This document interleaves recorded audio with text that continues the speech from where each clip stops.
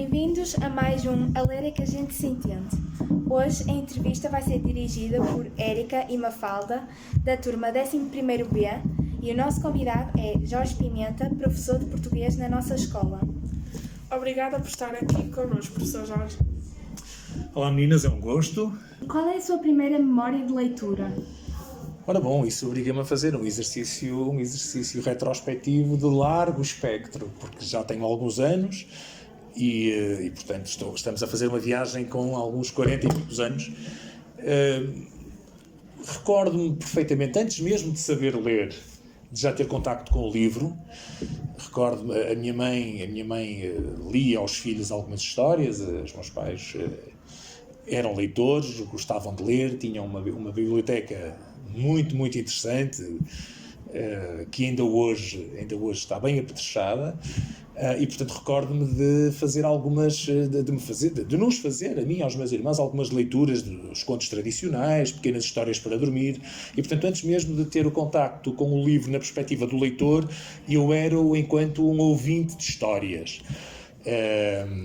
Histórias de que todos ouvimos falar, que todos lemos mais tarde, ou que também ouvimos, o Polegarzito, o Gato das Botas, enfim, os contos clássicos que são imortais. Enquanto leitor, recordo-me na escola primária de descobrir uma coleção que fascinou não apenas a mim, mas toda a minha geração. Lembro-me dos 5 de Enid Blyton, que no fundo povoavam muito do que era o imaginário de um jovem e de uma jovem da época, um grupo de rapazes e raparigas que se juntava numa espécie de um pequeno clube mais ou menos espontâneo, iam vivendo as suas vidas e à medida que iam vivendo as suas vidas iam-se deparando com desafios e portanto deslindar o desafio era enfim, no fundo, o grande propósito do livro, e isso amarrava-me profundamente à leitura. Depois, mais tarde, nos anos 2000, eu sei que apareceram outras, até em Portugal, apareceram outras propostas na linha dos 5, como a coleção Uma Aventura, decalcavam muito essa lógica das aventuras de pequenos grupos de jovens. Obviamente eu já não fui leitor dessa segunda vaga, fui leitor da primeira. Recordo-me, para além dos 5, recordo-me dos 7, do mesmo autor, e lembro-me também das histórias do Sherlock Holmes, de Conan Doyle, que lia também. Se calhar um bocadinho mais velhinho, virei-me para um outro estilo, ou melhor, dentro do mesmo estilo policial, para um outro autor, Agatha Christie. Gostava também muito dos policiais da Agatha Christie. Serão algumas, talvez, das primeiras memórias. Há ainda um tipo de livros que eu gostava e gosto ainda muito, banda desenhada. Não propriamente da Disney, ao contrário de muitos dos jovens da minha geração, eu era sobretudo fascinado pelo Deleuze e Goscinny, com as aventuras do Asterix, que ainda hoje estão publicadas, embora não sejam dos mesmos autores, que já faleceram, não é? Também dos mesmos autores, ou pelo menos penso que do argumentista Lucky Luke, adorava. Tintin, do RG, também um clássico. Conto Maltese, idem aspas. Portanto, também a banda desenhada fez parte da minha vida enquanto leitor, sobretudo nessa fase inicial de descoberta da leitura e do livro. Há algum livro ou história que tenha marcado a sua infância? Ora, infância, juventude. Falei há bocadinho da minha infância, da minha experiência leitora na infância, se calhar agora um bocadinho mais velho, com os meus 13, 14 anos, talvez 15 até. Recordo muito bem 2 livros que marcaram a minha vida enquanto leitor. Um deles, Eurico Presbítero, um livro do Herculano belíssimo, que apresenta uma visão romântica da Portugalidade, de amores possíveis e impossíveis, de agressões externas e de como é possível, respeitando a beleza, respeitando a delicadeza, e num ambiente eminentemente romântico, como é possível lutarmos por aquilo que entendemos pertencer-nos. E que queremos e que alguém quer de algum modo resgatar-nos. Foi um livro que me marcou imenso. Tem descrições belíssimas daquela zona das Astúrias, onde os cristãos estavam escondidos quando das invasões dos árabes. Um livro belíssimo que recomendo ainda hoje, porque de facto é uma obra, a meu ver, tocante e muitíssimo bem escrita, como todas as obras dos românticos em geral. Lembro-me de um outro. Eu gostava muito de Júlio Diniz, até por influência de uma professora que me dizia que para aprender a escrever, ler Júlio Diniz era das melhores referências, porque a forma como ele organiza a frase é quase modular, ou é mesmo modular. E lembro muito bem da Morgadinha dos Canaviais, pela história, sim, aquela história, uma história, enfim, vivida numa aldeia portuguesa, e portanto a história prendeu-me, sim, mas aquilo que verdadeiramente me encantou naquele livro é que eu consegui, ao ler, imaginar a aldeia dos meus avós. Todas as descrições daquela aldeia, onde as personagens, enfim, se relacionavam, corporizando no fundo a narrativa, eu conseguia imaginar cada um dos recantos da aldeia. O tanque, onde eu próprio tomava banho com os meus irmãos e amigos, que se juntavam ali nos finais de tarde, os campos que rodeavam a casa, os campos com cereal plantado, todas essas descrições reenviavam. E na adolescência, o que gostava de ler? Na adolescência eu virei um bocadinho mais para os clássicos, sobretudo da literatura portuguesa. Os meus pais eram muito vocacionados para os clássicos e grande parte da sua biblioteca era de autores portugueses. Li desde os românticos, que já aqui mencionei, li os realistas, li os neorrealistas, que me marcaram muito, sobretudo numa determinada fase da minha vida. Namora, adorei Fernando Namora, Os Esteiros do Ferreira Pereira Gomes foi um livro também que enfim, suscitou em mim um clique muito especial para algumas das temáticas, sobretudo natureza solidária, natureza social, que aí eram trabalhadas, e gostei francamente, mas eu gostei muito do Crime do Padre Amaro. E gostei até pela circunstância. Eu já digo muitas vezes aos meus alunos, quando falo de boas leituras, e quando uma leitura é boa, nós às vezes fazemos o que devemos e o que não devemos para ler, contra a vontade dela. E é de facto um livro absolutamente irresistível e uma história notável. Eu recomendo, muito atual a propósito, e muito atual. Envolve as questões, enfim, do celibato, as questões dos abusos por parte da Igreja, que estão muito em voga, como sabemos, não é? E, portanto, é um grande livro. Tinha algum autor ou coleção favorita? Mas posso-vos dizer que das várias coleções que tenho e daquilo que li, de que gostei francamente, olhem, por exemplo, Gabriel García Márquez, talvez tenha lido tudo dele, se não li tudo, terei lido a maior parte, e obviamente gostei imenso. É um autor que para mim é uma referência.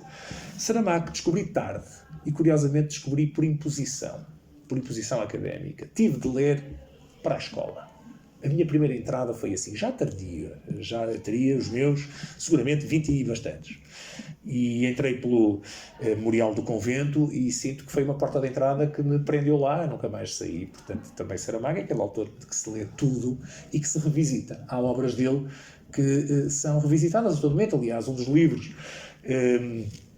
que li mais recentemente, no verão, foi Todos os Nomes dele, que já tinha lido antes, não é? Portanto, de vez em quando, quase que vamos atrás ao baú recuperar coisas que guardamos na memória como tendo sido muito gratas, mas já vamos perdendo os detalhes, e então recuperamos e atualizamos. Foi exatamente o que fiz com Todos os Nomes. Correndo o risco de me fazerem essa pergunta já a seguir, sobre o que é que eu estou a ler, o que é que eu li recentemente, acredito que sim. Digo já muito rapidamente porque o Todos os Nomes. O Todos os Nomes, para mim, é uma história muito interessante, porque há um homem que trabalha, resumindo isto de uma forma muito simplista, poderemos dizer, é um homem que procura conhecer os outros e, através desse processo, vai-se conhecendo a si mesmo. Ele acaba por concluir que nunca se conheceu verdadeiramente. É um livro notável à Saramago, absolutamente. Há alguma leitura ou autor que costuma recomendar aos seus alunos do secundário? Pois, também aqui estou um bocadinho condicionado. Há, obviamente, autores de que eu gosto e que recomendo, mas estou condicionado porque nós temos o chamado projeto de leitura, e, portanto, é um conjunto de autores que estão já pré-selecionados, com livros pré-selecionados, e, portanto, nós damos, obviamente, prioridade a esses livros. Quando um aluno quer algo para além daquilo, sim, vamos fazer. Eu vou fazendo algumas deixas, e aí entra, obviamente, o meu gosto pessoal, as minhas experiências de leitura. Muitas vezes acontece que o projeto de leitura tem livros de determinados autores que para mim nem são os mais interessantes, e, portanto, recomendo outros dos mesmos autores, mas que não aqueles que estão ali presentes. Mas sim, claro que sim. O que está a ler neste momento? Pois olhem, na sexta-feira li, precisamente há bocadinho falava de banda desenhada, o último que li foi o Asterix e o Gládio, não é? Acho que o título é esse, recordo-me, foi assim uma coisa muito curiosa, porque tinha algum tempo, sentei-me na livraria, peguei no livro, e é um livro que se lê tão bem e a história amarrou, e portanto li-o num instante. Foi esse o último que li. O anterior tinha sido precisamente o Todos os Nomes de que vos falei, que li, terei terminado final de setembro, daí para cá não voltei a pegar, porque entretanto, recomeçando o trabalho, a disponibilidade é um bocadinho menor e portanto vou procurando encontrar o tempo certo para as leituras. Eu não consigo ler um livro se tiver de o parar 15 dias. Também não consigo ler um livro estando a ler outros livros. Eu não consigo. Eu sei que há pessoas que o fazem. E fazem-no com todo o mérito e com toda a disciplina. Mas no meu caso isso não funciona. Não funciona porque perco-me. Tenho de voltar atrás. E portanto o livro para mim tem que ser uma leitura mais ou menos breve. Quando pego nele tem que ser para levar até final num curto período de tempo. Até porque sei que quando amarrar um livro vai ser difícil parar, não é? E, portanto, tem que ter tempo para ele. Tem que ter tempo. Isto é como estar a ver um filme, sabendo que vamos ter que parar aos 20 minutos e depois só vamos ver o resto no dia seguinte. Não funciona. Comigo não funciona.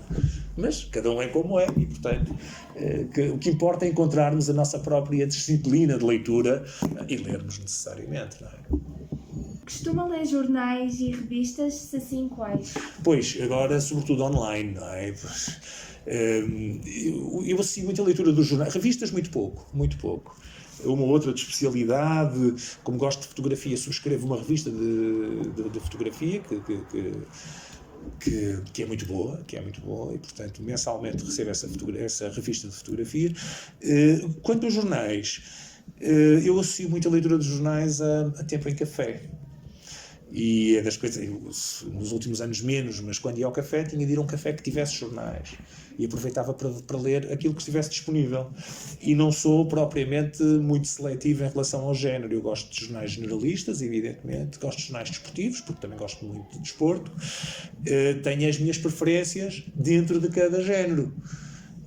Sou mais, por exemplo, em relação aos jornalistas, identifico-me particularmente com o público, já em relação aos desportivos, sobretudo com a bola, e há outros que normalmente não leio porque a informação está de tal modo, não quero dizer, enfim, quero ter algum cuidado com as palavras, mas está de tal modo trabalhada que deixa muito pouca margem ao leitor para poder construir alguma coisa a partir do que ali está.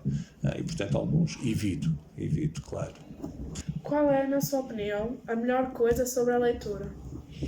Olhem, isto cada um retirará a sua conclusão, porque cada um de nós tem as respectivas experiências de leitura, mas uma das coisas que eu mais valorizo na leitura é o facto de nós... Há bocadinho falava-vos das imagens mentais. Isto não é um bluff, isto é de facto verdade. Quando nós gostamos de um livro, verdadeiramente, nós conseguimos imaginar o cenário, conseguimos imaginar as personagens, quase conseguimos imaginar, conversar com os personagens.